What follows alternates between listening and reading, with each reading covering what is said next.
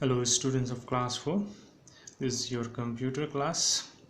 So we are in chapter 6, MS Word Introductions and Editing. So today I'm going to start from page number 58. Look at your book, page number 58. Today we are going to learn undo actions. So let's start. This command is used to undo the last action. So जो ये undo command है, this is used for to do undo the last actions, means जो हमने last command जो भी दिया है, जो edit किया होगा उसको undo करना है, फिर से उसको जैसे था वैसे ही उसको बनाना है. तो ये undo जो command है, action है, उसको हम यूज़ कर सकते हैं. ठीक है, that is for example revert back to the previous stage. जो स्टेज था उसको उसी स्टेज में फिर रिवर्स जाना है. ठीक है, रिवर्ट बैक जाना है उसी प्रीवियस स्टेज में, जिस जो स्टेज में पहले था प्रीवियस स्टेज में, वही स्टेज में जाने के लिए हम undo कमांड यूज़ कर सकते हैं. The undo button is located on the quick access tool bar. तो यहाँ पे क्विक एक्सेस टूल बार दिया गया है. यहाँ पे undo का जो ये आइकॉन दिया गया है, ये undo कमांड का आइकॉन दिया गया है. ठीक है, इसको हम for the use for the revert back to the previous stage में जाने के लिए ये यूज कर सकते हैं. ठीक है, तो ये हम आपको प्रैक्टिकली यूज करके अभी दिखाएंगे. इससे बाद में ये रीडू एक्शन पढ़ते हैं. Redo the action means this command is use to repeat the last action. जो भी लास्ट एक्शन हुआ है कमांड किया, जो एडिटिंग हमने किया है, उसको फिर से रीडू करना है. ठीक है, किसी भी चीज़ को फिर से रिपीट करना है. ठीक है, उसको हम रीडू एक्शन कहेंगे. तो इसका आइकॉन इस तरह से दिया गया है, that is go back to the stage when the spelling was not given. तो यहाँ पे उसी बैक स्टेज में जाना है जहाँ पे स्पेलिंग वॉज नॉट गिवन. ठीक है, जहाँ पे स्पेलिंग उसका नहीं दिया गया है वहीं पे उसी बैक स्टेज में जाना है.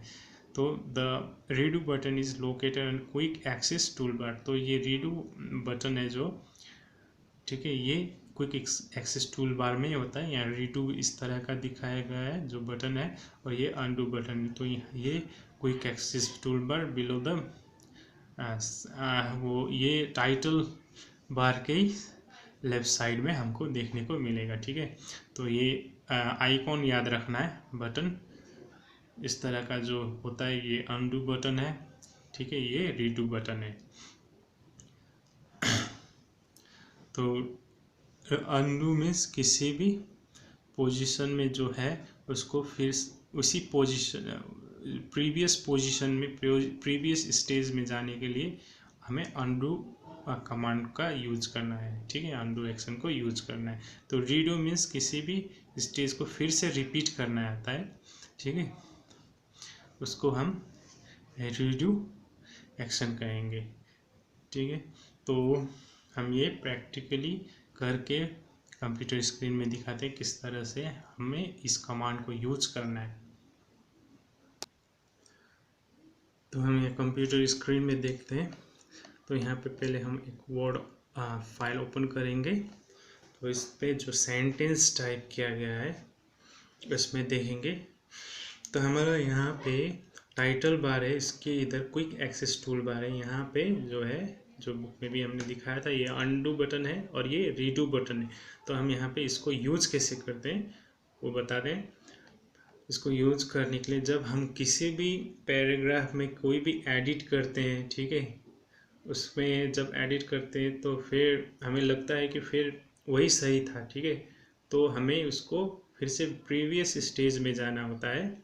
ठीक है, वही स्टेज में जाना है. जो एक्शन हमने यहाँ पे लिया था उसको रिवर्ट करना होता है. तो हम ये अनडू बटन को क्लिक करेंगे. तो हमने यदि इस एक वर्ड को सेलेक्ट करें, इसको डिलीट कर दिया, तो अब बाद में हमें लगा ये वर्ड यहीं होना चाहिए, तो हमने मिस्टेक किया है, तो हमको फिर इसी स्टेज में जाना है, तो हमें ये वर्ड यहीं चाहिए। तो हमें क्या करना है, सिंपली जाके इस अनडू बटन में क्लिक कर देना है, ठीक है। तो जो वर्ड हमने डिलीट किया था वो यहीं अपीयर हो जाएगा, ठीक है। जो हम जिस स्टेज में थे प्रीवियस स्टेज में, वही स्टेज में आ जाएंगे। तो ये होगा अनडू बटन का जो एक्शन है, ये इस तरह से यूज़ होता है। तो हम इसको जब डिलीट करते हैं तो हम इसको कीबोर्ड से Ctrl+Z की प्रेस करके भी कर सकते। Ctrl+Z प्रेस करना मीन्स अनडू एक्शन में जाना है। तो इस तरह से जब हम ये प्रेस करेंगे तो हमारा जो डिलीट किया हुआ वर्ड होता है वो फिर से वही जगह अपीयर हो जाता है। तो next thing is redo the action. तो इसके लिए we have to select one word from this sentence. तो एक सेंटेंस से वन वर्ड सेलेक्ट करेंगे, उसको हम होम टैब में जाएंगे, होम टैब में जाके उसको हम कॉपी कर लेंगे सेलेक्ट करके, ठीक है। तो हम इस वर्ड को अगर हम यहाँ पे पेस्ट करेंगे, यहीं पे होम टैब में जाके अगर हम इसको यहाँ पे पेस्ट कर देंगे तो हमको ये वर्ड फिर से चाहिए, ठीक है। तो हमें क्या करना है, इसको फिर से ये रीडू बटन, रिपीट बटन पे प्रेस करना है। रीडू बटन कहते हैं इसको, को इस तरह से पेस्ट करेंगे। इस तरह से रीडू बटन को प्रेस कर दे, जितनी बार प्रेस करेंगे वो फिर से वही एक्शन रिपीट होता जाएगा, ठीक है। इस तरह से वही एक्शन रिपीट हो जाएगा। जब हम किसी भी चीज़ को, किसी भी वर्क को यहाँ परफॉर्म करते हैं तो जो भी कॉपी पेस्ट करते हैं उसको फिर से हमें वही करना है। तो उस एक्शन को फिर से रिपीट करना है, तो हमें रीडू बटन में क्लिक करते जाना है, ठीक है। तो इस तरह से हम किसी भी एक्शंस को नंबर्स ऑफ टाइम्स रिपीट कर सकते हैं थ्रू दिस रीडू बटन को क्लिक करते हुए। तो इसको शॉर्टकट की के द्वारा भी हम इसको रीडू बटन को, रीडू एक्शन को यूज़ कर सकते हैं। इसमें दिया गया टिप्स में रीडू एक्शन को परफॉर्म करने के लिए Ctrl+Y प्रेस करना है, ठीक है।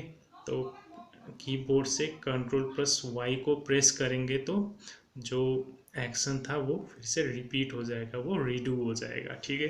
तो ये दो चीज़ याद रखना है, अनडू एंड रीडू जो है, इसको किस तरह से करना है।